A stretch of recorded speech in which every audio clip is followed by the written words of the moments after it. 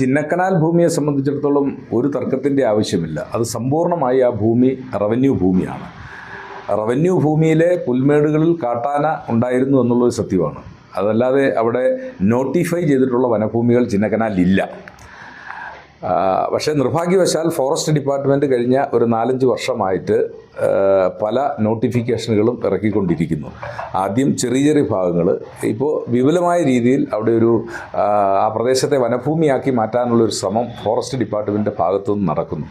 ഇത് ആരാണ് ഇതിൻ്റെ പിന്നിൽ എന്നുള്ളത് അടിയന്തരമായിട്ട് കണ്ടെത്തേണ്ടിയിരിക്കുന്നു. ഇപ്പോൾ MLA എന്ന നിലയിൽ ഞാൻ ഈ കാര്യം ഗവൺമെൻറ് ശ്രദ്ധയിൽപ്പെടുത്തിയിട്ടുണ്ട്. കാരണം ചിന്നക്കനാൽ പ്രദേശം ഒരിക്കലും വനഭൂമിയല്ല, അത് ജനവാസ കേന്ദ്രമാണ്. പക്ഷേ അവിടെ വിശാലമായി കിടക്കുന്ന പുൽമേടുകളുണ്ട്. അത് HNL യൂക്കാലി പ്ലാന്റ് ചെയ്തതാണ്. യഥാർത്ഥത്തിൽ ആ യൂക്കാലി പ്ലാന്റേഷനാണ് ഈ കാട്ടാനകളുടെ സ്വാഭാവിക തീറ്റകൾ നഷ്ടപ്പെടാനും അത് കൃഷിയിടങ്ങളിലേക്ക് വ്യാപകമായിട്ട് ഇറങ്ങുന്നതിനും കാരണമായിട്ടുള്ളൂ.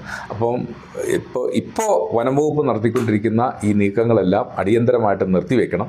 ഈ കാര്യം ഞാൻ മന്ത്രിയുടെ ശ്രദ്ധയിൽ തന്നെ പെടുത്തിയിട്ടുണ്ട്. കാരണം ചിന്നക്കനാൽ പഞ്ചായത്തിൽ 1 ഇഞ്ച് പോലും വനഭൂമി ഇല്ല എന്നുള്ളത് അത് 100% രേഖകൾ കൊണ്ട് വ്യക്തമായൊരു കാര്യമാണ്. ഇനി അവിടെ പുതിയ വനഭൂമി സൃഷ്ടിക്കാനുള്ള ഏത് നീക്കവും അത് വനംവകുപ്പിൻ്റെ ഭാഗത്തു നിന്ന് ഉണ്ടായിക്കഴിഞ്ഞാൽ അത് ശരിയല്ല. അത് ഗവൺമെൻറ് ശ്രദ്ധയിൽപ്പെടുത്തിയിട്ടുണ്ട്.